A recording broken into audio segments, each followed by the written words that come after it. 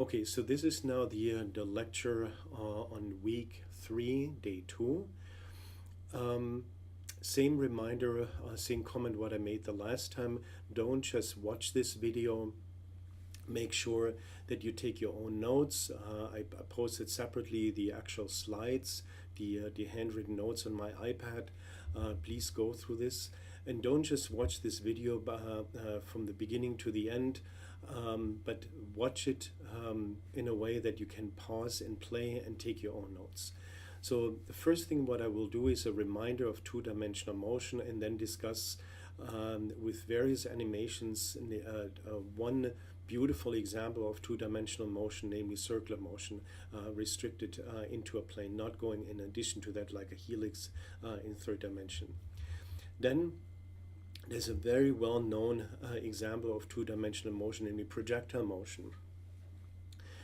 Overlapping motion in the x direction and in the y direction, like when, for example, if you throw a football or if you throw if you hit a baseball. The last time last week on Thursday during the class on Thursday on week 2 and day 2, I told you verbally that the actual shape of that projectile is a parabola, and I will actually demonstrate this and prove this today. And the last topic to conclude this whole discussion about kinematics, before we then dive into in week 4 and day 1 into the dynamic aspects using Newton's laws, is the topic on relative motion. And what we're discussing there is a very well-known aspect, what you have seen, I'm assuming, many times. Either, let's say you're sitting in a car and your friend is driving separately in a car, and you're driving side by side on a highway, and you're driving with the same velocity. From your standpoint, you say, well, ignoring at the moment noise, background noise, it appears to you as if you're standing still. That is from your standpoint, view the other car since you're moving with the same velocity. However, an observer on ground would see, of course, something very differently. Namely, he will conclude that there are two cars moving with the same velocity. And then there are interesting aspects to that. If both of your cars are moving with the same magnitude and velocity but in the opposite direction. So I will discuss this first more general, not restricted just to one dimension but to 2 dimensions, and then as an example using trains, restricting myself then to 1 dimension, and how you systematically approach a problem like this. All right, once again, don't just watch this video, take notes. Use the feature of pause and play, take your own notes, and especially go through the various in-class problems. Thank you. Okay, so now this is now the lecture for week 3, day 2 on Thursday, focusing in all detail now on two-dimensional motion concerning chapter 3. So I will first start with a reminder of two-dimensional motion. I've started with this discussion already on, on Tuesday during week 3, day 1, namely with the notion of the description of a motion along the x direction and a motion along the y direction, invoking the constant acceleration model. I will now begin with an application of two-dimensional motion, namely circular motion, and then discuss in writing in all detail projectile motion and subsequently so-called relative motion. Let me first remind you of a couple of things concerning the motion in 3 dimensions. You see here again, as I've shared with you already on Tuesday during week 3, day 1, a location vector drawn here from the coordinate origin pointing to point P here. That vector can be formulated as is shown here on the bottom, as x times unit vector I plus y times unit vector j plus c times unit vector k. The question now is if this point P is part of a trajectory or a path which this point mass describes, and at a later time t is at a different location, how can we account for the displacement, velocity, and subsequently the change potentially in velocity? So now what you see here is a location vector r1 at time t1, and at a later time that point mass moved along this trajectory from point P1 on this trajectory to P2 here. Is now located at P2 here and quantified its location by this location vector R2 here. And what is shown here explicitly is this displacement vector going from R1 to R2, explicitly this displacement vector delta R. So as you can see here, vectorial delta R, and I pointed this out in one of the first lectures in general, delta R is here nothing else than, well, we move along here to here instead of going directly here, so delta R is R2 minus R1. Now if we're dividing delta R, the displacement vector, by how long it took to go from P1 to P2, then we come to the notion of velocity. Since delta T is still finite, then we're talking about the average velocity. What I show you here now is the projection in two dimensions. You again see here the particle's path or projectile or trajectory. Then you see here now locally constructed the tangential vector. Let me in fact go back here for a moment and make this very clear again. If we move this point P here closer and closer and closer on this trajectory to P1 here, so let delta T going to 0, then what you do have in that limit of delta T going to 0, delta R vector points then in the tangential direction at point P1, and therefore gives its direction, inherits its direction to the instantaneous velocity. So the velocity vector on a particle's trajectory is always pointing in the tangential direction currently where you're considering at a time t the location of a point mass. And this is now exactly shown here, but now in two dimensions. Locally constructed the tangent at that particular point here. So that's the velocity vector. And now you decompose this velocity vector into an x component and a y component here. So let me now formulate here generally as a summary the average velocity as the displacement vector divided by delta t. In the limit that delta t goes to 0, then you have here the derivative relative to the location vector dr dt. And the acceleration is then the change in velocity finite, shown here the average acceleration delta v over delta t. And then in the instantaneous case A, it is dv dt, namely the time derivative of the velocity vector. So now comes something very interesting. Solve, for example, this equation here now for a finite time interval delta t for delta v. So therefore delta v equals to the acceleration vector times delta t. So meaning, if we now want to account for the velocity at time t plus delta t relative to the velocity at time t, then the velocity vector at time t plus delta t equals to the velocity vector at time t plus a times delta t. And now read this purely from a mathematical point of view. A vector v equals to a vector v naught plus another vector times a scalar quantity. So like vector a equals to vector b plus c. Only in a very special circumstances is it that all of these vectors are pointing in the same direction or along one dimension. In general, they do not have to. They are all lying obviously in a plane.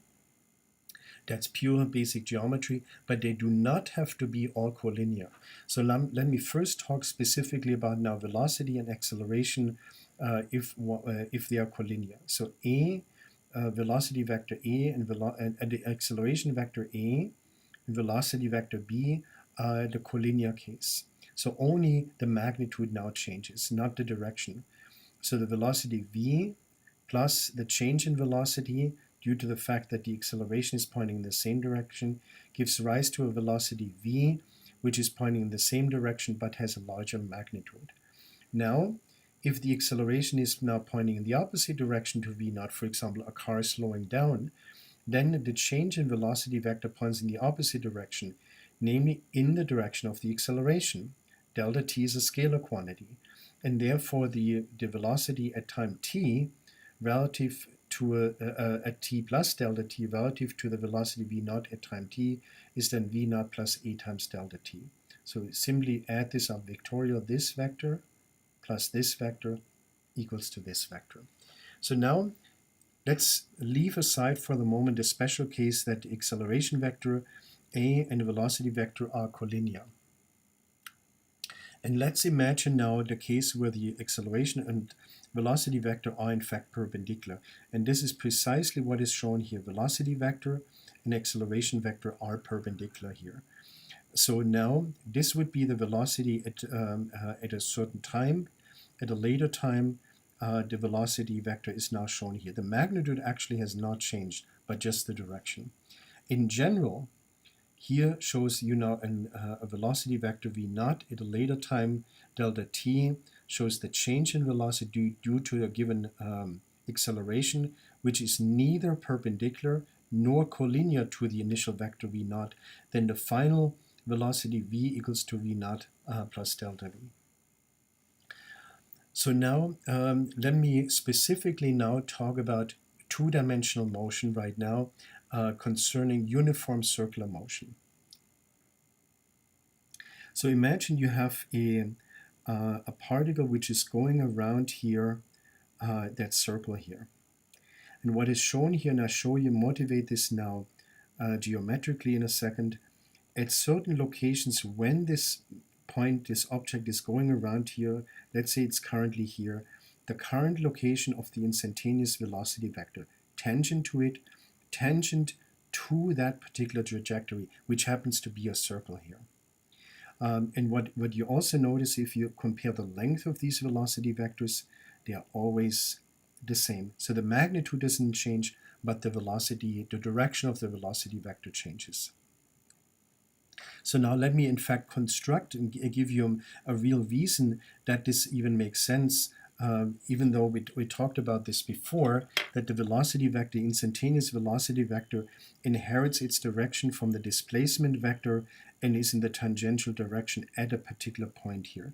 So imagine you have here this point mass at current location vector r1. Imagine the coordinate origin would be here. Then at a later time, t2, the location vector would be pointing here. Then the displacement vector would go from here, from r1 to r2. And let now delta t go to smaller and smaller values. And then in the extreme limit, the displacement vector would be just this small vector here pointing in the tangential direction, giving rise to a tangential direction of the velocity vector.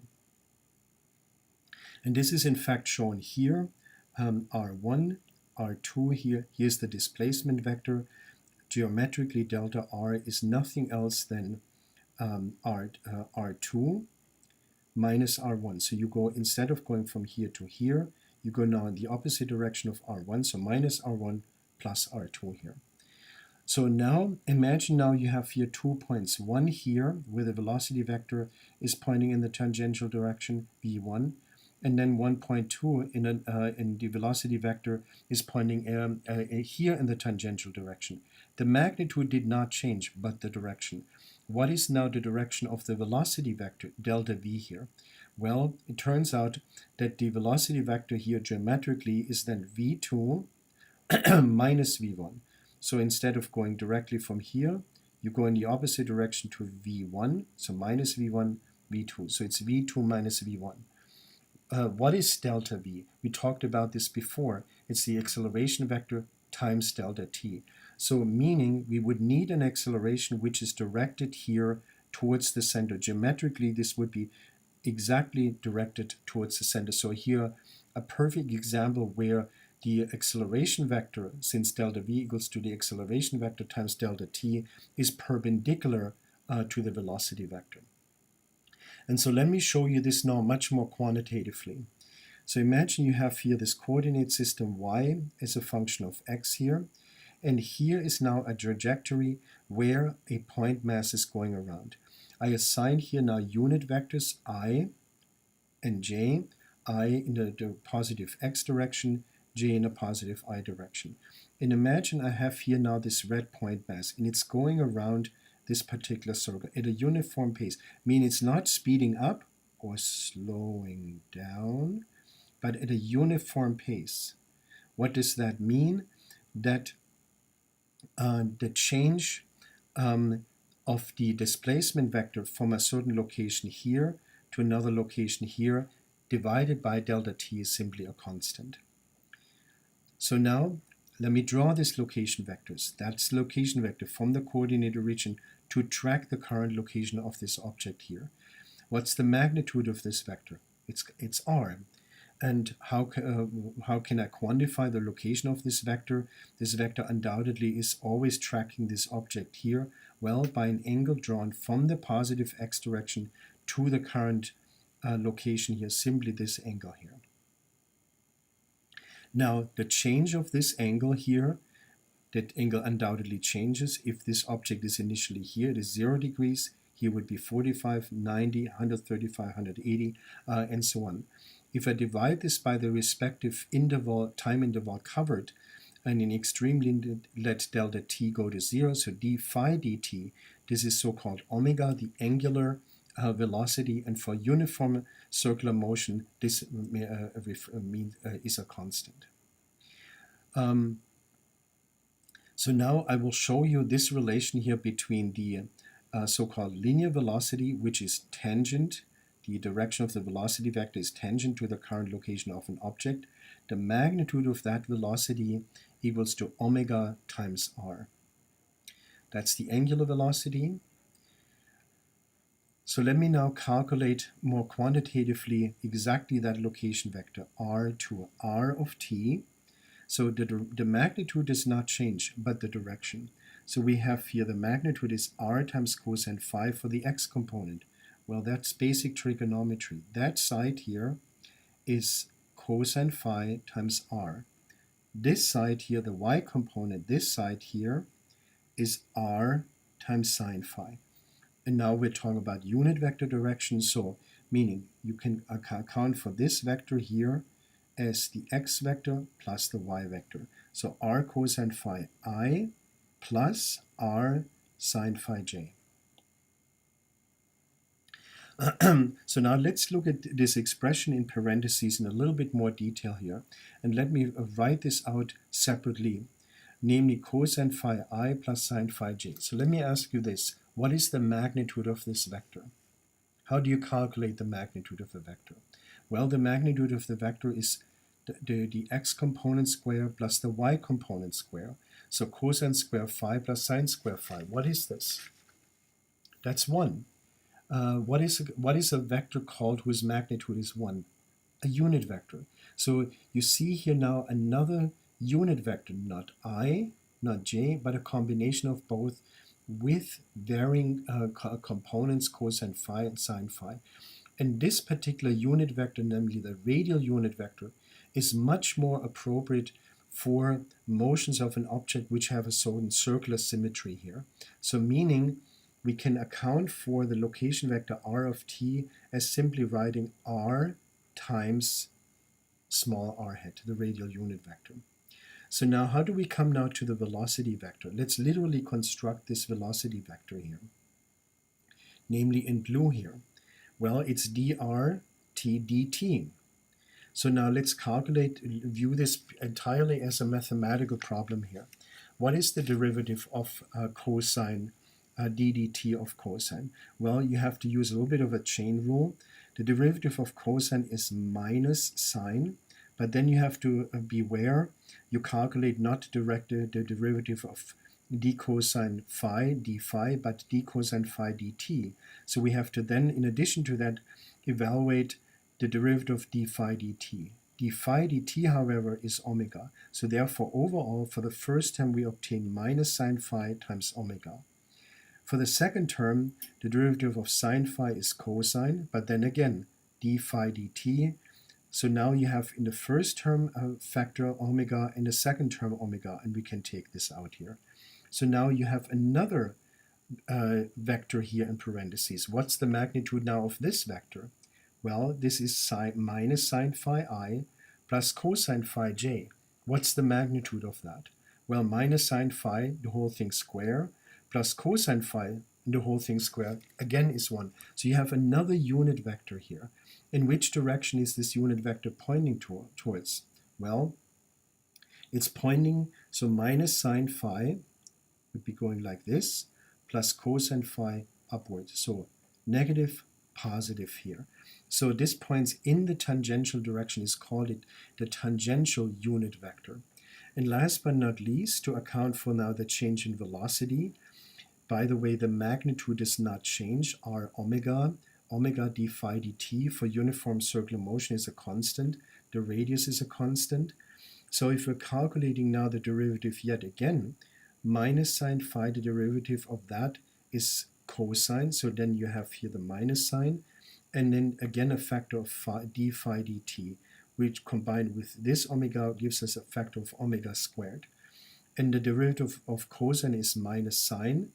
So then we have again a factor d phi dt, get another omega here, combined with this omega gives us omega squared. So overall, the magnitude of this acceleration vector is r omega squared, and the vector here, which is yet again a unit vector. Which direction does this unit vector point towards? Radially inward, minus cosine phi, minus sine phi. And it is exactly this vector here, with a magnitude r omega square, in this direction gives rise to the changing velocity vector, not in magnitude. The magnitude is a constant, but in direction. Because if this object is up here, that blue vector would pointing here to the left. So please go through this and convince yourself of that. And so let me now call out this very special acceleration here. It's called radial acceleration, pointing radially inward. It's r omega square. You can replace now omega by v divided by r, the linear velocity, the magnitude of that, which you can read off from here. That's the magnitude of the linear velocity. Then you have here v squared over r. You can also formulate generally the acceleration vector is minus ar times the radial unit vector, because the vector ar here is pointing in the opposite direction to the radial unit vector. And you can also right away see this expression here in parentheses is the radial unit vector. And now compared to the expression here, both are unit vectors, but this unit vector is just the negative of this unit vector. So you can formulate this simply as a minus sign here. Sometimes you write minus r hat as n hat, namely the normal vector. So you have three type of unit vectors concerning circular type motion. The radial unit vector pointing always radially outward, the tangential vector in the direction of the current motion of an object, and the normal vector, normal, really 90 degrees here, to the current location of an object, to the current direction of the object, namely normal to that motion. And here you see, if you were to look now here in this direction here from the side, so basically you have a view of the xy plane, and coming out of the xy plane is an z-axis, and you look from the side here, so to say, then you would see here the acceleration vector from the current location of this object pointing radially inward. I summarize here the sine and cosine function. You see here cosine and the sine function here, and then here the cosine function, and here minus sine x. So now what you can always do when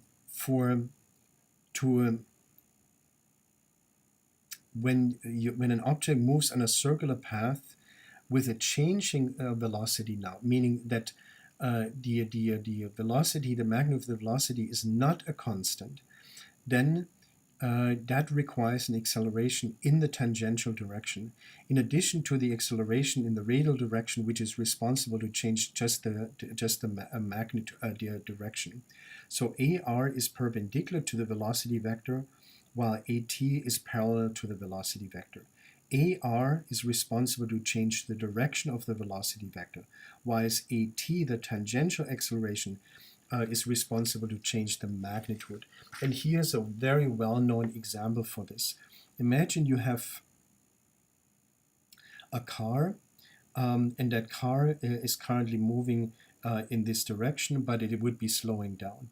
So this is currently the velocity vector, the tangential vector here. To force it really onto a circular time motion, you need perpendicular to the current state an acceleration which is directed inwards. Now, since the velocity is changing in time, the magnitude and slowing down, you need an acceleration in the opposite direction to the current velocity vector. So at is in the opposite direction to v. And the overlap, the total acceleration vector is then simply the vector sum.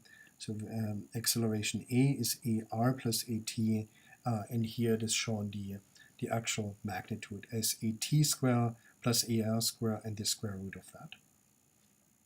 So let me now come to to a brief reminder of the constant acceleration model separately in the x and y direction, because we will be using this now extensively for the application of projectile motion. So imagine you have a constant acceleration in the x direction and the y direction. Then the time dependence of the velocity in the x and the location in the x direction, same thing as in the y direction for the velocity and location, is completely defined. I will not go through this in glory detail anymore. We have talked about this now extensively, that the velocity in this case varies linear in time and the location quadratic in time. If, for example, now you have an acceleration which is 0 in the x direction, which you do have when you hit a baseball, when you throw a football, that football is only subject to a gravitational attraction in a vertical direction, and therefore an acceleration downward, namely minus g, but in the x direction it is 0, then this boils down to that the x component of the velocity is simply a constant, whereas the y component changes linear in time as v0y minus gt. And the x location is then x naught plus v0xt. There's no quadratic term in time, and only the y location has initial offset, the initial velocity in the y direction times t plus minus a half gt square. And you can formulate this and put this together in the vectorial notation for the location vector following the trajectory and the respective velocity vector. So in a beautiful phenomena is now projectile motion. And here you see a well-known example for this. So imagine you have a tiny little water droplet here in the extreme limit, namely a water molecule here.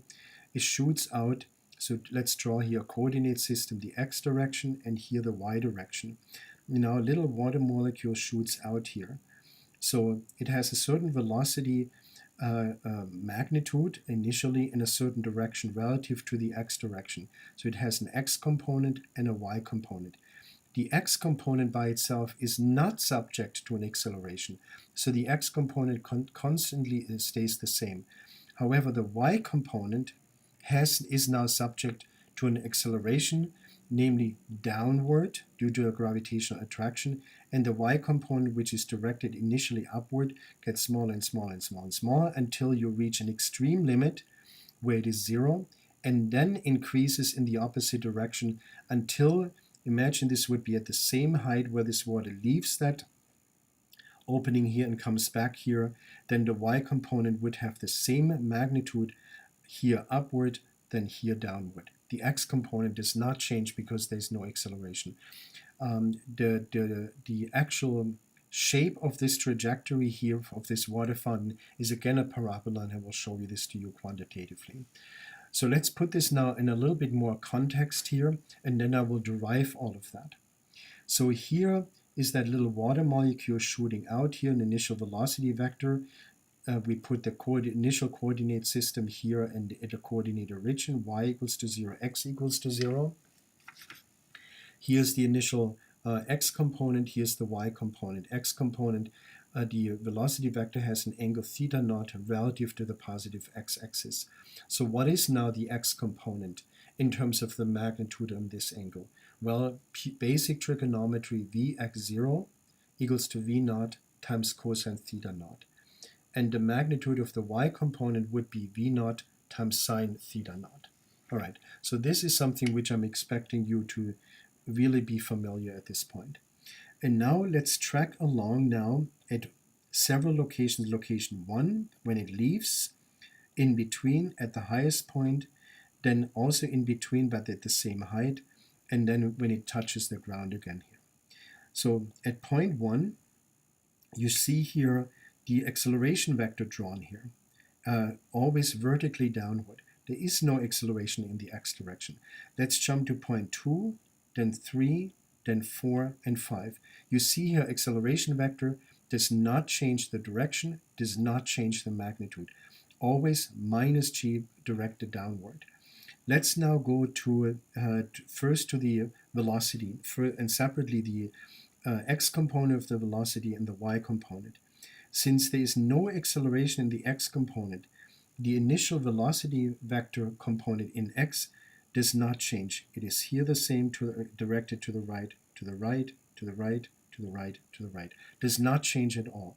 Let's look now at the y component. The y component is now directed initially upward. Here it is somewhat smaller until you reach the extreme limit here. The y component is 0. And then it's reversed in the opposite direction. Here at the same height, the y component in magnitude here, 0.4, is the same in magnitude as in 0.2, but directed in the opposite direction. And then at 0.5, same thing. The y component, same thing in magnitude as where you begin at 0.1, but directed in the opposite direction. And then the current direction is then given by this velocity vector here, which you can clearly nicely see here. Directed here, pointing in the original direction, here horizontal, here namely under 90 degrees, so the acceleration vector is under 90 degrees to the velocity vector here, and so on. And what is shown here now, and I will derive this, is the actual, what is plotted here, y is a function of x here, is the actual trajectory, which goes like x times tangent theta minus, and some constants, g divided 2 v naught squared, cosine square theta, 0, times x squared. So perfect example of a parabola here. And here I show you a very well-known example to motivate this right away, but we'll go through all of these quantities now in an explicit calculation.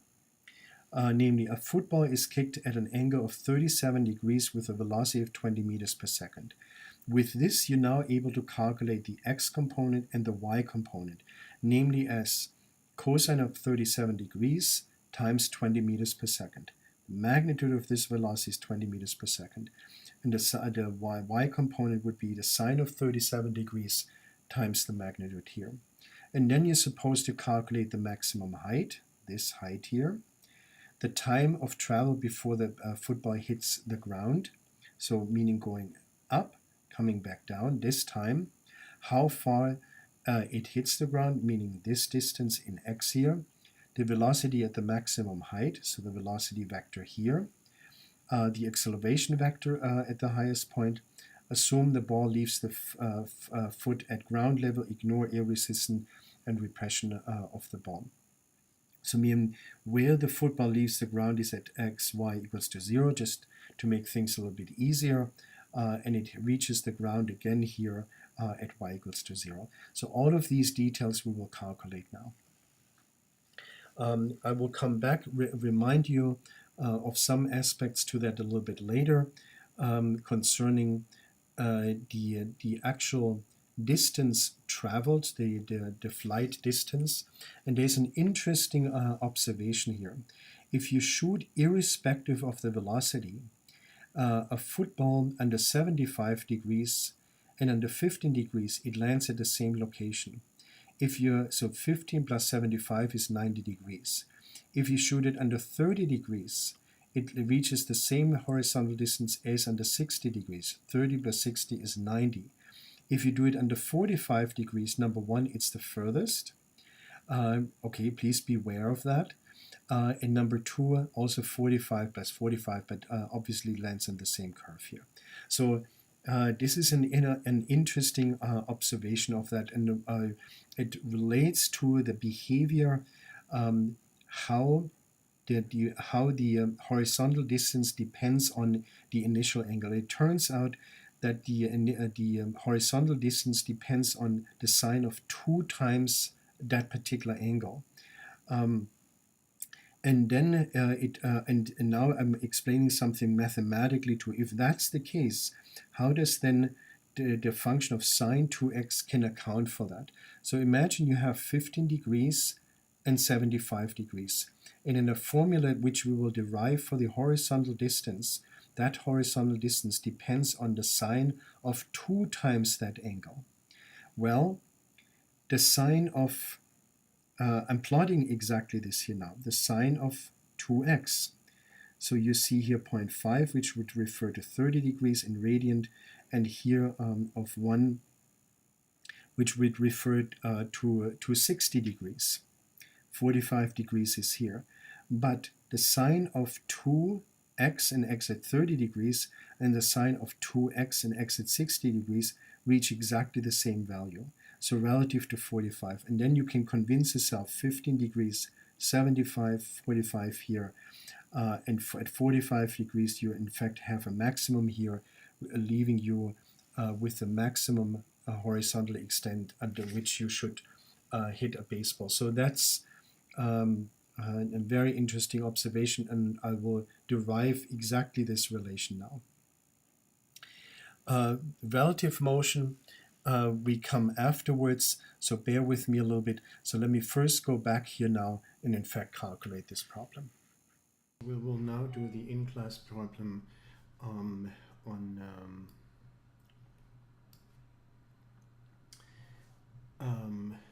the projectile motion.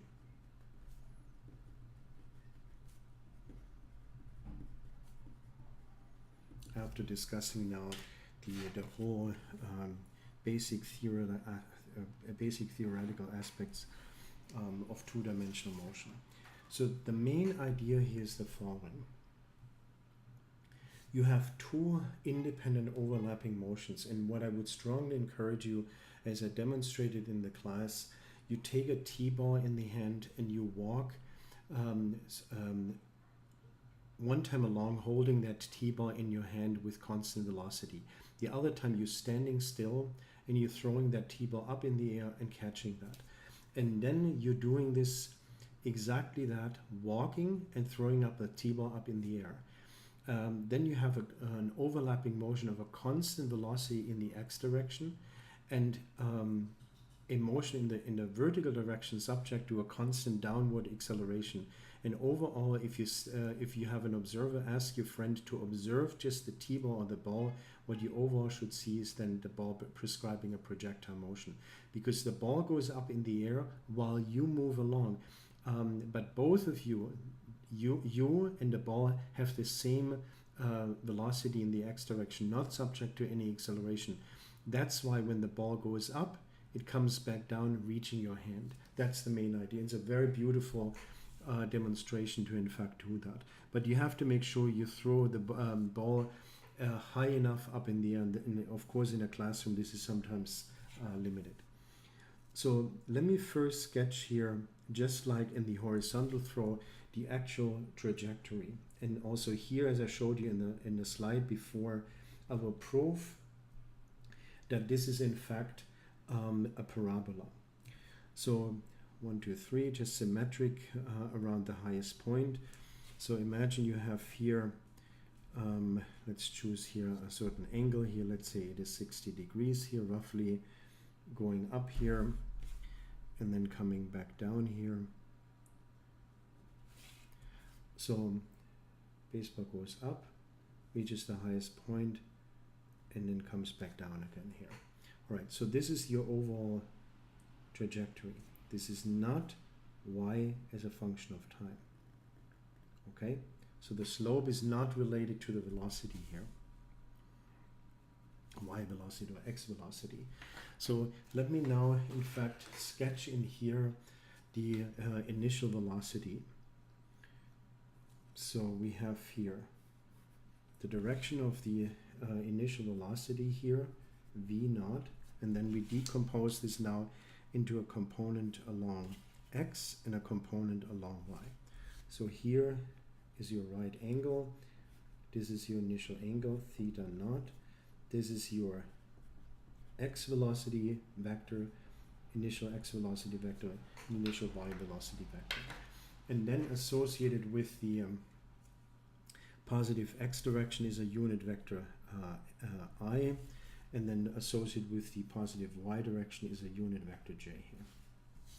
So now vectorially, and this you should know by now, v naught, vector v naught equals to the x component of the x vector plus the projection onto the y-axis. Now, what are the coefficients of the x and y vectors? So based on purely basic trigonometry, the x component is therefore the cosine of this angle times v naught. So this is v naught cosine theta naught. And the y component, I forgot here the arrow here, the y component is v naught times sine theta naught. Okay, so far so good. So now let me sketch first, just like for the horizontal throw, the actual velocity, v of t, the y component, v of t as a function of x, and subsequently the x component as a not as a function of x, sorry, as a function of time. So here we're sketching now first the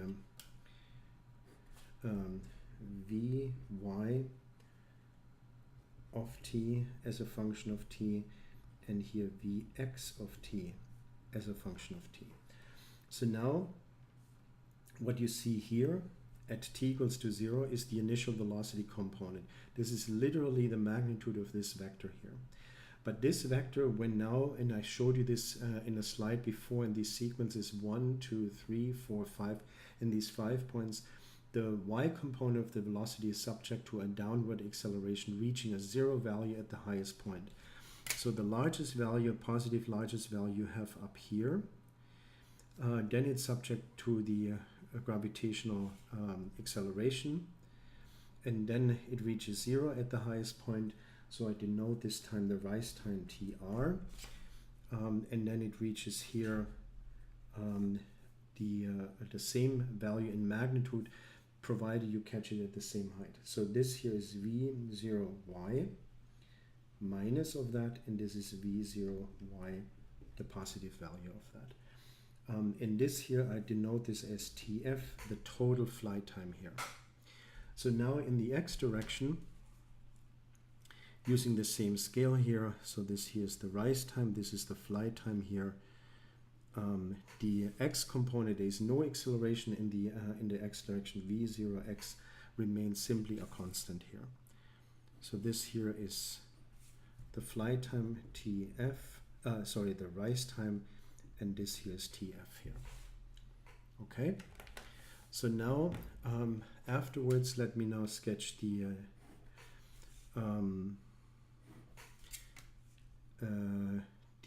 actual y coordinates as a function of time.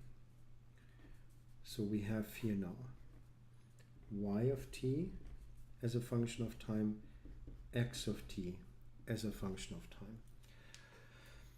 So reaching the highest point here, somewhere here, so this parabola value goes up, reaching the highest point, and then comes back down here. Whereas in the case of, so this here is the rise time, this is the total flight time tf, and this here, I denote this here as the highest point. Let me call this h here. In the x direction, well, what kind of functional dependence do we get here? Certainly not a parabola, but at the total flight time here, tf, you reach the total flight distance. And since the velocity is a constant, you have here linear dependency in time, and you reach half the distance of the total flight time at the rise time simply by symmetry. So this distance here is half of that, this here. So this I denote here as xf in fact. Okay, so now let's now begin. So this is page 1 here. We'll come back to that a little bit later. This is page 2 here now. So now let's develop this. Namely, the quantitative discussion of the x direction separately and the y direction. So in the x direction, what do we have? And then we do the y direction.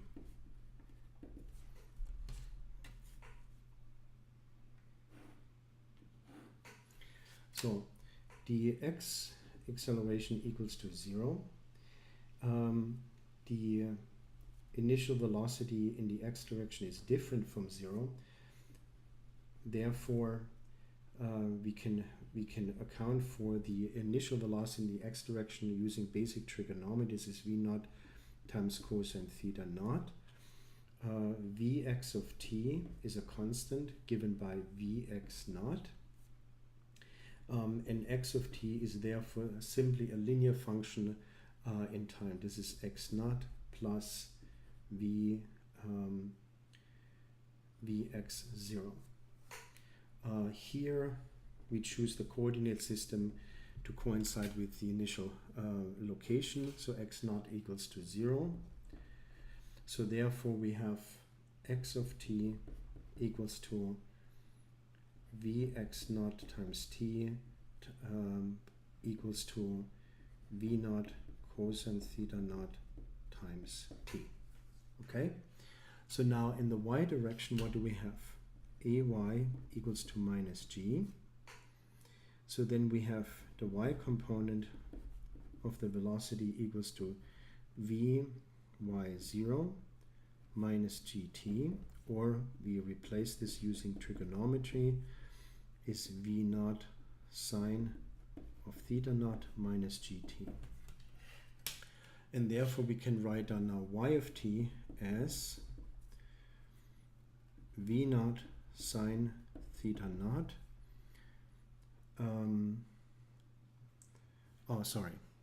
That was not correct here.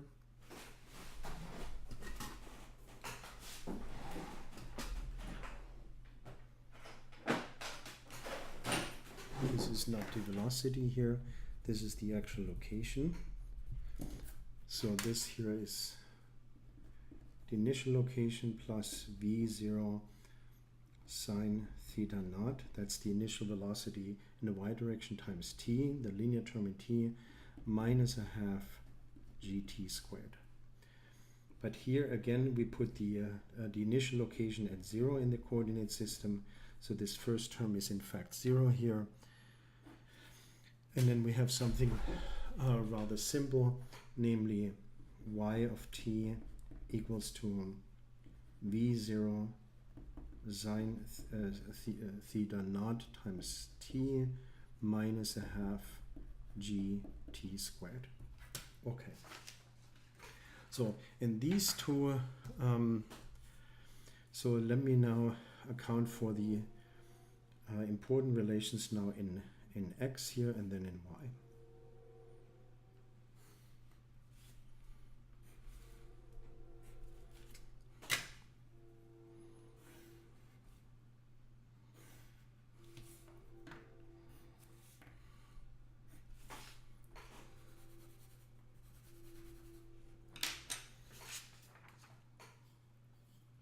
So let me now evaluate first the rise time, various characteristic quantities. So let me actually go back and write them in here, namely the rise time, the flight time 1, 2, the maximum height h, and the flight distance xf. So those four quantities are important quantities to characterize a projectile motion. So let me first now characterize the rise time. So we have actually evaluated this before when we were talking about the vertical throw, the rise time. How do you determine the rise time? Well, the rise time is determined when the vertical component of the velocity in fact reaches a zero value. And so in this case, Vy of t r equals to 0, and we solve this now for tr. So Vy of tr, that expression equals to 0. So the y component here minus gtr equals to 0. So you can solve this for tr, and then we find, so this would be v0 sine theta naught minus gtr equals to 0. So therefore tr equals to something rather simple. So v0 sine theta naught divided by g. Okay. So now, how do we obtain the flight time from that? By symmetry, the flight time is 2 times of that. Is double 2 times the rise time. So the flight time Tf equals to now.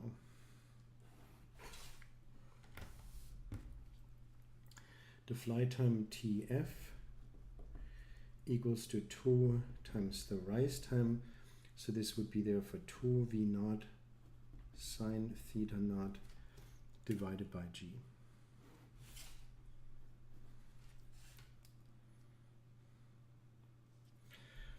And there's an alternative way of doing that. The flight distance, namely the flight time. What kind of extreme value do you obtain for the total flight distance? Well, let's look at here the graph of y as a function of time. The total time it takes to go from here to up here and then back down to here should be then when y of tf equals to 0. Y of the total flight time is 0 here in this coordinate system. So let's evaluate this. So y of t equals to 0. Well, that means we have now this equation here, v0 sine theta t minus a half gt squared. So we can take one t out. So then we would have here t times v naught sine theta naught minus gt divided by 2 and parentheses close, and this equals to 0. So you have one solution is t1 equals to 0. That is exactly the case. Well, at the start at t equals to 0, y is equals to 0. And the second solution is t2 equals to, well, solve this here for t. You bring this to the other side, multiply by 2 and divide it by g, then you get 2 v naught sine theta naught divided by g. And this is in fact tf, the flight time. See, this is exactly identical. So, and now the third aspect would be now the height. How can we determine the height? Well, the height is exactly then obtained when how we evaluated the rise time. So y of that special time, namely the rise time, y of tr. So let's insert this term back into here. So you then have v0 sine theta times v0 sine theta, this whole thing squared divided by g. And then you have this expression v0 sine theta also squared, g divided by g squared. 1g squared goes out, so you have half of that term. So let's go through this. We have then v0 sine theta naught, this is from here, times, now tr is v naught sine theta naught divided by g minus a half g, and now this whole expression squared. This is v0 squared sine square theta naught divided by g squared. And now you can simplify this a bit. This against this here, and that's it. And then you see here we have here v0 square sine square theta sine square theta 0 divided by g minus a half of that. So therefore h is v naught squared sine square theta naught divided by 2g. Okay, so now we already have the third quantity.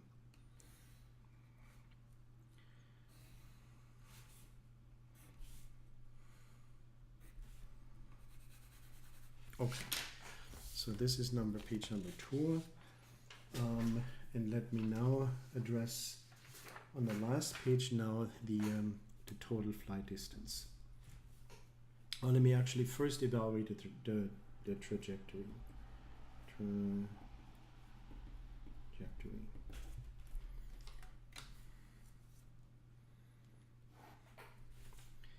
So t equals 2. So now let me go back to the initial calculation concerning the x direction.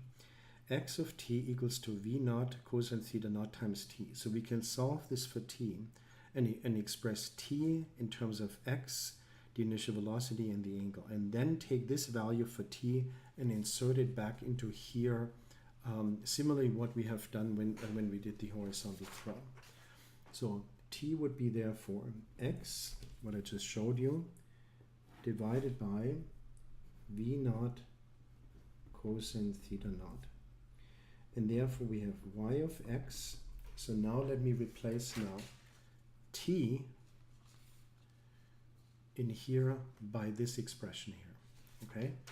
So this would be now v naught sine theta naught times, there would be now t, but we replace t now by this expression here.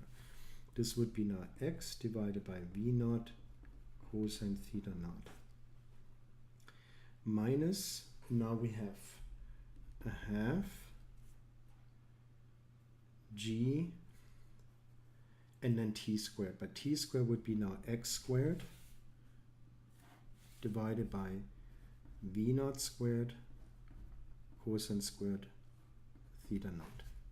Okay, so therefore we can write this in short. So sine against cosine is the tangent theta.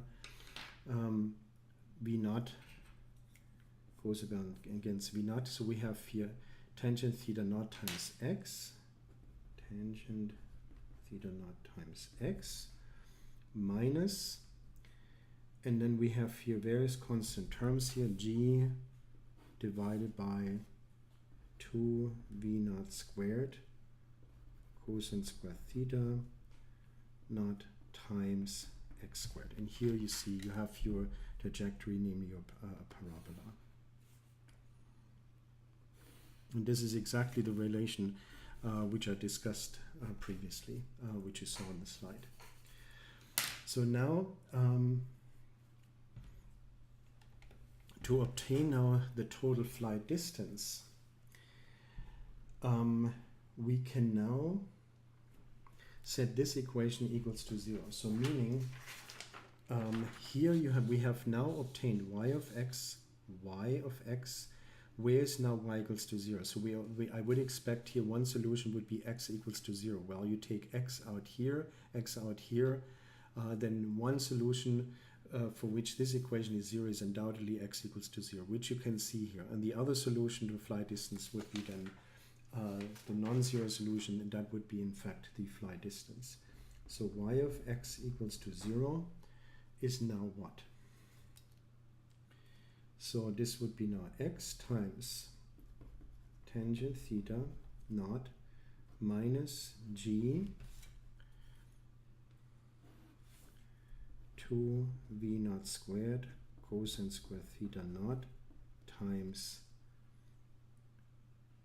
x, and this whole equation equals to 0. So one solution x1 equals to 0, and the second solution x2 is in fact then the flight distance. So let me now, this requires a little bit of care. So you have to set this whole equation equals to 0 here. So for the moment, let me therefore rewrite this yet again as the ratio of sine theta naught divided by cosine theta naught. namely the tangent. So we have then the following. So if you have to now if you solve this for x multiplied by 2 v naught squared, and then we have a term of cosine squared theta naught. If you multiply this divided by g, so 2 v naught squared cosine, this is here in the denominator, and the numerator you have g, you divide it by that. And then on the other side we have here sine theta naught divided by cosine theta naught. So one cosine term goes against this here. And then you see here we have here 2 sine theta naught cosine theta naught. And that we can combine using a trigonometrical relation as 2 sine theta naught times cosine theta naught. That equals to sine of 2 theta naught. So therefore we can write as xf x2 equals to so all of this here is then sine of 2 theta naught divided by g, and the whole thing times v naught squared.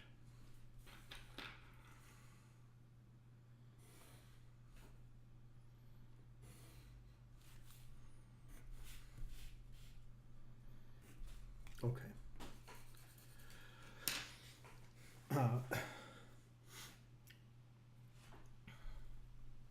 So now there's an interesting relation, namely the ratio of the flight height to the flight distance, the horizontal flight distance.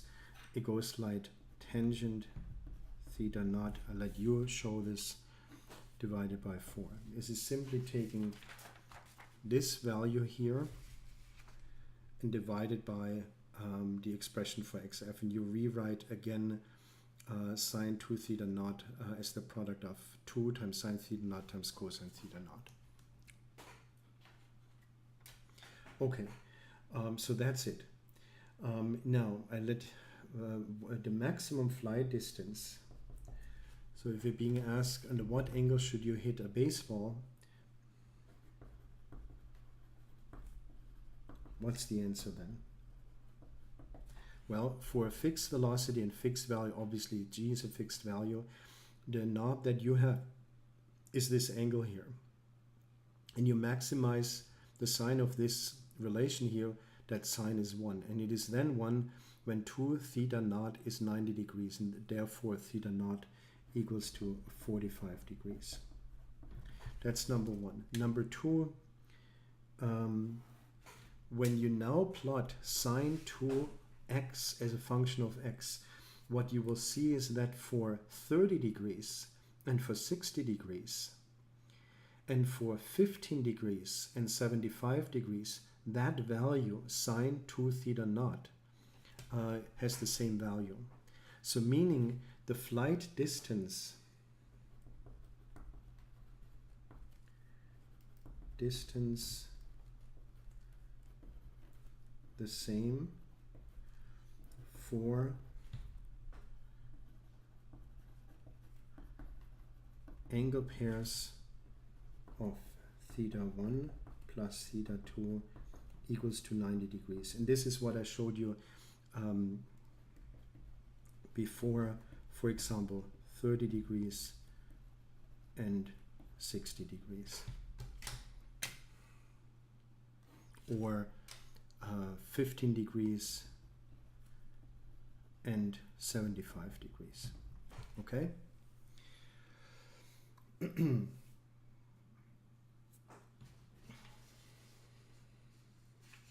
So, and another thing what I want to show you, and this is the last part now, is what does at the end of the day the slope here really mean? The slope on the y versus x graph. The slope on the y versus t graph, or x versus t graph, is a measure of the y velocity for y of t and the x velocity for the x graph. The slope on the y velocity as a function of time is the acceleration minus g. Here it is also the acceleration for the the slope on the x velocity versus time is also the acceleration, but however it is constant, it is 0 here. What does it now mean when I'm talking about what's the physical meaning of a slope of y as a function of x? Don't confuse this with the graph of y as a function of time.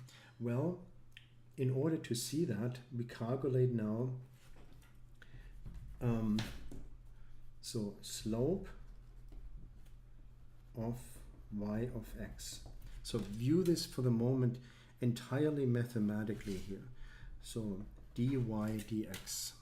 Okay, not surprising at a given value of x. However, I can rewrite this now as dy dt dx dt. And you know what this here is. This here is nothing else than vy, oopsie, vy of t, namely the y component of the velocity divided by the x component of the velocity. So meaning the slope of y of x is related to the ratio of y to x velocities at time t. And at time t equals to 0, well, I have sketched the slope here. At time t equals to 0, it is the y component versus the x at time t equals to 0. That's exactly that ratio. This is what the ratio on the slope of y of x really means. All right, so I hope this is quite a bit of material concerning the discussion of the projectile motion. I really, with you, once again, I've said this now many times and I don't want to sound like a broken record. If you just watch this video, this is by far not enough. Watching it initially like that, that's nice and fine. But it's the same thing like you come to class, you see me doing something on the board. That's the first part. Then you have to go back, take a piece of paper and a pencil and really draw this and write this down for yourself. And really then go through the exercise of evaluating by heart, calculating the maximum height, the flight distance, the rise time, the total flight time. Meaning I expect that you are able to calculating by heart all of these relations by yourself. Then you have truly understood the quantitative discussion of projectile motion. Okay, so let me have now in the last part now an important discussion about relative motion. So imagine I have here a y versus x coordinate system. I'm going to discuss this in general along in 2 dimensions. Later on we're using an example just along 1 dimension. Imagine I have a point mass here, just an object that I want to account for in 2 dimensions, y as a function of x. Then how do I describe this object? Well, drawn from the coordinate system, a location vector pointing to the current location of this point mass. Then imagine I have another coordinate system drawn here. Y prime is a function of x prime. I'm also drawing here now a location vector from that particular coordinate origin to the location of this point mass r prime. Then I have a third vector relating both coordinate systems relative to each other.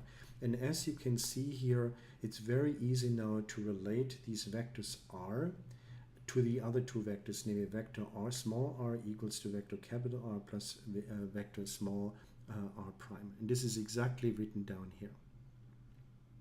So now if you take the derivative now in time of that, you calculate the derivative of r, capital R, and r prime, then you can relate the velocities, namely the velocity v, capital V, and v prime. And here's now what these velocities really mean. An object moves with velocity v prime. An object moves with velocity v prime relative to a frame of reference, namely S prime. This frame of reference, namely the blue frame of reference, moves with a velocity capital V relative to the other reference frame, namely S.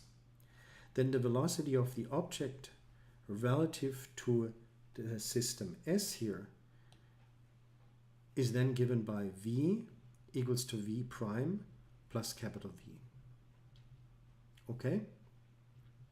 So now let's take the second derivative, namely relative to the velocity. Again, we have the object here, the location vector, the second reference frame S prime, location vector R prime, and capital R.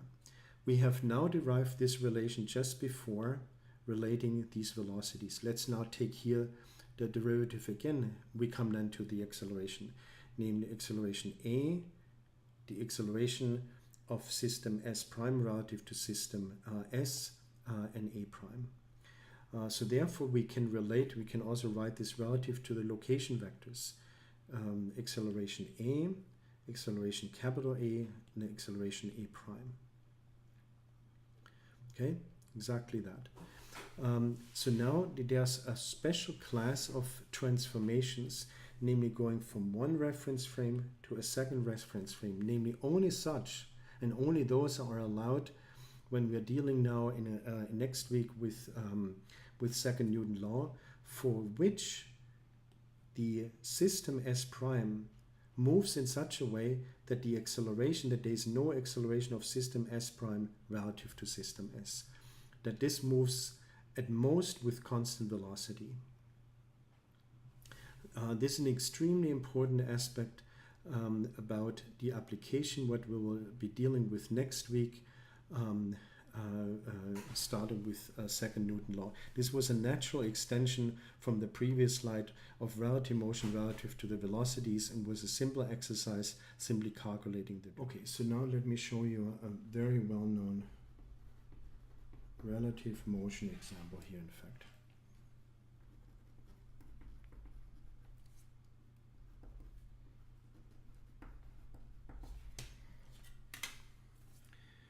So imagine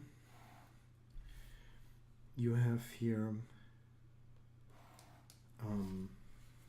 this is ground here, meant to be ground here, where an observer is standing. Okay, and now you have, let's say you have one train here, and you measure the location of this train. Let's call this here train 1. Train 1 here, this is train 1 here, with a location vector relative to ground, and let me denote this as capital R. Capital R here. And then you have a second train here, which moves independently from train 1. So this here is train 2 here. And also that particular train is now described with a location vector from ground here, and I denote this in blue here as R. And now there's a third vector describing the motion of the location of train 2, but relative from the location of train 1 here. So let me denote this as R prime. So and vectorially, of course, these three vectors are related as R equals to capital R plus R hat. Okay. So again, from ground you measure R, and from the train 1 you measure R hat. So let me denote this ground system S, and train 1 is system S prime. Okay? Alright. So now observe the motion of train 2 from ground and train 1. So now we can take this relation here and calculate the derivative. So we therefore have the velocity v as seen, the velocity of train 2 and as seen from ground is related now to the velocity of train 1 related to ground plus the velocity seen from of train 2 relative seen from train 1. That's not an important relation.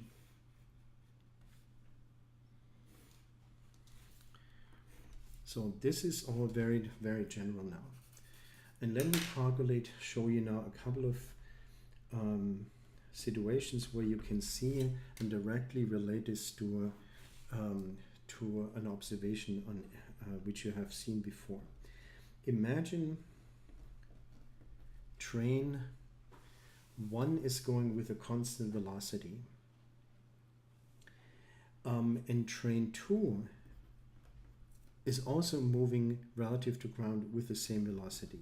They're both moving, both trains, train 2 and train 1, are moving with the same velocity relative to ground. Therefore, I'm asking you is, what does train 1 then tell you what the velocity is of train 2? Well, you just plug that in and you conclude that the velocity is 0. And this is what you see.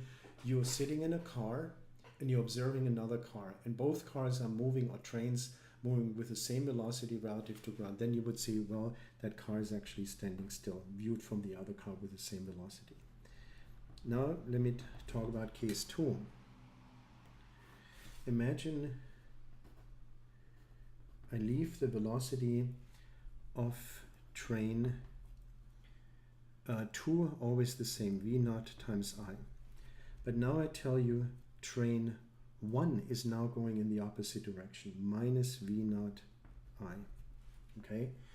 So that train is now going in the opposite direction. Train 2 is still continuing with the same velocity. What do you then conclude? Looking from train 1 onto train 2, what velocity train 2 would have? Well, if you have ever seen this, you would conclude that that train 2 is actually moving extremely fast, namely twice the velocity. Case 3 is now just a numerical example.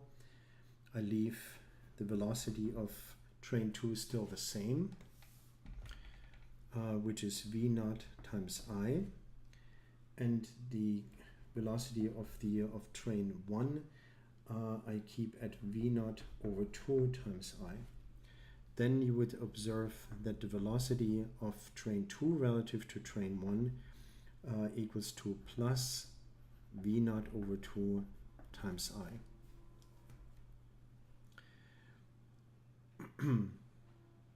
Because v naught minus v naught over 2 is v naught over 2. And last but not least, the case 4. So we leave v to be the same, but we're now taking the velocity of train 2 relative to train 1 to be 2 v naught I. In this case, v prime, the velocity of train 2 relative to train 1 would be minus v naught times I. So I strongly encourage you to make this sketch of 2 trains or 2 cars relative to ground. Relative to ground, you observe train 1 and train 2, and you observe then train 2 relative to train 1. That's a trivial vectorial relation. You calculate the derivative, then you come to a very well-defined relation among the velocities. And then go through these examples, especially case 1 and case 2. I hope you have actually observed in real life this at one point before. So in summary, in 2 and 3 dimension position, velocity and acceleration become vector quantities. So the velocity vector is dr dt. We went through an example concerning uniform circular motion. The acceleration vector A is dv dt. I've showed you explicitly before that we can write this as the sum of a tangential component and a normal component. A normal component is always present then when the magnitude of the velocity does not change, but only the direction of the velocity vector. However, if the magnitude of the velocity changes, then there's also an additional tangential component. And generally, the initial velocity does not have to be collinear with the actual acceleration. It could be under even an angle different from 90 degrees, for example, and an angle here. The change in velocity is totally accounted for by the acceleration. Therefore, the velocity after a certain time interval delta t is then the vectorial sum of both of those.